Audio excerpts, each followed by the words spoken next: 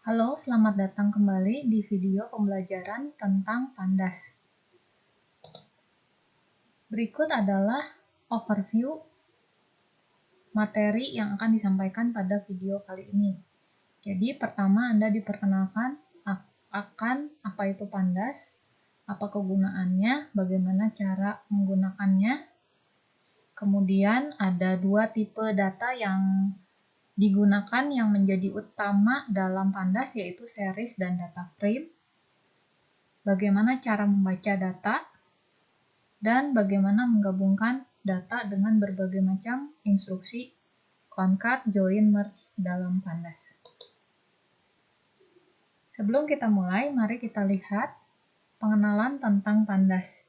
Jadi, Pandas itu ada di repository GitHub, ya. Jadi ini open source, ditulis di atas bahasa Python, Cython, dan C. Bersifat cross-platform, artinya berjalan di berbagai operating system. Ya, jadi Pandas ini adalah library yang dapat bekerja di atas Python. Ya, penciptanya adalah ini ya, Wes McKinney. Nah, Pandas itu digunakan untuk apa? Dan apa hubungannya dengan Python, NumPy, ya? Saya ceritakan dulu kegunaan dari Pandas. Jadi, seperti yang saya pernah singgung di pertemuan pertama, bahwa seringkali data disimpan dalam bentuk yang tabular.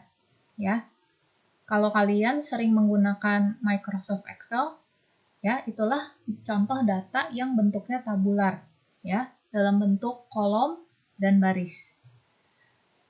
Nah, bagaimana cara mengolah data yang secara natural memang disimpan dalam bentuk yang tabular seperti itu dalam Python. Nah, Pandas adalah library yang berdiri di atas Python yang memungkinkan Python untuk membaca, menyimpan data yang bentuknya tabular seperti itu. Ya, jadi dengan Pandas kita bisa menyimpan atau mengimport data dari berbagai format yang sifatnya sudah berbentuk tabular, ya. Misalnya CSV, JSON, database, itu semua adalah data-data yang secara natural memang disimpan dalam bentuk yang tabel, ya, dalam bentuk tabel. Nah, selain Pandas adalah library yang memungkinkan untuk menyimpan, meload data, mengedit data yang bentuknya tabular, kita juga dapat melakukan berbagai data manipulation. Manipulasi data di sini artinya bukan dalam konotasi negatif, tapi pemrosesan data, seperti bagaimana caranya membuang atau membersihkan data yang tidak diketahui atau disebut dengan missing values. Bagaimana caranya memfilter data yang memiliki constraint tertentu, atau bagaimana caranya jika data tersebar, kemudian kita ingin menggabungkannya dengan berbagai perintah yang ada dalam Pandas, ya, seperti aggregate, join, merge, concat, dan seterusnya. Nah, itulah kegunaan Pandas. Nah, setelah data sudah dapat disimpan, dibaca, diproses, kemudian Pandas juga mendukung perhitungan statistik dasar seperti bagaimana cara mencari minimum, median, maksimum, korelasi, distribusi, dan seterusnya. Ya, jadi terkait dengan statistik. Itulah manfaat dari library Pandas. Jadi untuk mengolah data yang sifatnya tabular, melakukan berbagai macam operasi pengolahan data, lalu menghasilkan statistik, ya, berdasarkan data tersebut. Nah, sekarang posisi Panda di dalam toolkit data science itu ada di mana? Jadi kita sudah mempelajari library NumPy, di mana dengan library NumPy ini kita bisa mengolah data yang sifatnya numerik, yang sering kita jumpai dalam kasus nyata, ya. Jadi pengolahan data numerik yang ukurannya besar itu sangat didukung oleh library NumPy. Nah, di atas NumPy itu kita akan pelajari library Pandas. Jadi Pandas itu bekerja dengan mengextend semua fungsi struktur data yang ada di NumPy. Jadi Pandas ini mengolah lebih lanjut ya apa yang sudah dilakukan dalam NumPy. Nah, setelah datanya berhasil disimpan, data yang sifatnya bentuknya tabular ya dan mengolahnya dengan library Pandas, nah kita dapat melakukan berbagai macam fungsi yang lebih lanjut seperti memplotting data ke dalam grafik ya. Nah, caranya memetakan data yang tadinya bentuk tabular ke dalam bentuk yang mudah dibaca, yang lebih visual dalam bentuk grafik, itu kita menggunakan library di atasnya lagi, yaitu Matplotlib yang akan kita pelajari setelah kita selesai belajar Pandas. Nah, dari data yang sudah diolah, disimpan, dan diolah dalam bentuk data frame di Pandas, kita selain dapat memvisualisasikannya, juga dapat menggunakannya untuk keperluan lain. Misalnya yang ini untuk keperluan pengolahan science ya, lebih ke arah scientist. Ini SciPy. Jadi keperluan statistik dan seterusnya ini ada di library yang namanya SciPy. Tentu saja keluarannya dengan dari library Pandas. Jadi keluaran dari segala macam pengolahan data lewat Pandas, kemudian bisa kita petakan ke berbagai macam library lain di atasnya. Ada juga scikit-learn, ini library machine learning yang dibangun di atas Python. Jadi data frame tadi nanti kemudian bisa diolah lebih lanjut menggunakan berbagai macam algoritma machine learning yang dibangun di atas Python, itu library scikit-learn ini. Ya, misalnya data kemudian dapat diklasifikasikan, dilakukan clustering, prediksi, regresi, dan seterusnya. Ini menggunakan library scikit-learn ya, berdasarkan data frame yang sudah dihasilkan oleh Pandas. Jadi itulah hubungan antara berbagai library dalam data science toolkit ya. Jadi ini adalah piranti kalau kamu mau jadi seorang data scientist, inilah library yang harus kamu kuasai ya. Nah, sekarang bagaimana cara kita menggunakan Pandas? Ya, yang pertama harus kamu lakukan adalah menginstal library Pandas.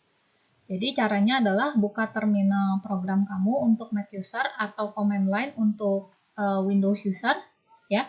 Kemudian install library Pandas dengan mengetikkan statement ini ya, conda spasi install spasi Pandas. Atau bisa juga yang bawah pip spasi install spasi Pandas. Setelah library-nya berhasil diinstal, lakukan import library tersebut pada program yang akan menggunakan library Pandas untuk pemrosesannya. Ya, misalnya di sebuah program Anda ingin menggunakan Pandas, maka jangan lupa mengimport library Pandas dengan menggunakan statement seperti ini kurang lebih ya. Statementnya adalah import Pandas sebetulnya. Tapi karena Pandas itu terlalu panjang, sementara kita akan mungkin sebut di beberapa bagian dalam program, maka kita buat nickname-nya ya, shorter name. Nama yang lebih pendek ketika kita ingin mengakses nama Pandas ini. Nah, sebut saja PD. Jadi, cara menuliskannya seperti ini, import Pandas as PD. Artinya, Pandas dikenal dengan nama baru yang lebih pendek yaitu PD. Ya. Nah, ada beberapa komponen utama dalam Pandas. Yang pertama disebut dengan series, yang kedua disebut dengan data frames. Pada dasarnya, secara sederhana, series itu adalah kolom. Jadi, seperti yang tadi saya katakan bahwa Pandas itu mengolah data yang sifatnya tabular. Ya. Nah, kalau kamu melihat data yang bersifat tabular, setiap kolom itu disebut dengan series, istilah series dalam Pandas. Jadi kalau kamu punya sebuah data yang bentuknya tabular dalam Pandas, itu masing-masing kolomnya disebut dengan series. Jadi ini series apples, ini series untuk oranges. ya. Nah, sementara data frame itu adalah sebuah tabel multidimensi yang tersusun atas sekoleksi atau sekumpulan series tadi. Jadi kalau kamu punya lebih dari satu series di sebuah data, ya, itu disebut dengan data frame. Jadi bentuk data frame itu seperti ini, di mana terdiri masing-masingnya dari beberapa series, gitu ya. Inilah yang disebut dengan data frame dalam Pandas. Dan setiap kolom disebut dengan series. Nah, ada beberapa cara untuk membuat data frame dalam Pandas. Yang pertama, kita buat dari nol, dari kode Python regular Python, basic Python. Yang kedua, kita import dari berbagai file yang bentuknya tabular seperti CSV, JSON, HTML, dan seterusnya. Ya. Nah, yang pertama, kita buat data frame itu dari basic Python ya, dari regular Python yang belum menggunakan library apapun. Nah, kita dapat menciptakan data frame dari sebuah, ini masih ingat ya, ini adalah dictionary set yang punya sifat khusus, di mana dia punya pasangan key dengan value-nya. Itu yang disebut dengan dictionaries. Tolong diingat kembali materi tentang dictionaries dalam basic Python. Nah, dalam contoh ini kita punya sebuah dictionary dengan nama data. Ya, cara melakukan atau membuat sebuah dictionary dalam basic Python itu adalah nama dictionary-nya apa? Pada contoh ini data, lalu sama dengan kurung kurawal buka, kurung kurawal tutup, ini untuk menyatakan set, karena dictionary itu termasuk ke dalam set. Lalu pasangan key titik 2 lalu values-nya. Ya, di sini key-nya adalah apples, oranges, itu disebut dengan key. Lalu setelah tanda titik 2 itu adalah pasangan values dari masing-masing key sebelumnya. Jadi values untuk apples itu ada 3, 2, 0,1. Jadi values-nya berupa list lagi, ya. Begitu pula key oranges, dia punya values 0, 3, 7, 2. Nah, dari basic Python ini, sebuah dictionary, kita bisa membuat data frame dalam Pandas. Caranya adalah dengan menyebut nama library Pandasnya. Tadi kita sudah singkat dengan istilah pd. Lalu karena kita ingin membuat data frame, maka kita panggil konstruktor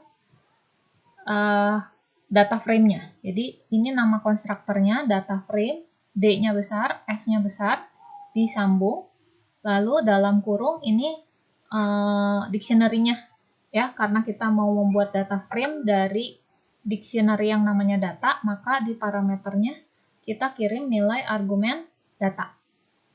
Lalu jangan lupa bahwa hasil pemanggilan konstruktor ini mengembalikan sebuah data frame yang harus kita simpan di sebuah variabel.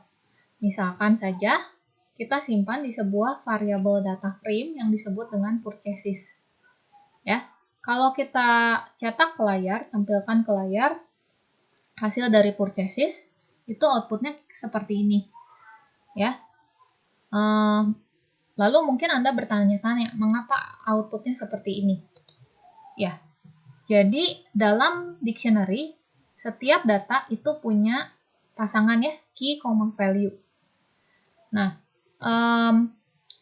key itu akan menjadi header dari kolom, dari tabelnya. Ya, sementara value-nya itu akan menjadi barisnya. Jadi setiap pasangan key, value itu akan dipetakan menjadi sebuah kolom di data frame hasilnya. Jadi kamu lihat di sini ada dua pasangan ya, dua pasang key dan values. Pasangan pertama adalah apples dan 3201. Pasangan kedua ya adalah oranges dengan 0372. Nah, masing-masing pasangan itu akan menjadi sebuah kolom di data frame hasil. Jadi ini contohnya ya. Kolom pertama itu isinya adalah apples dengan nilai-nilainya. Kolom kedua itu isinya oranges dengan nilai-nilainya. Sementara ini adalah indeks yang di-generate otomatis. Yang paling kiri.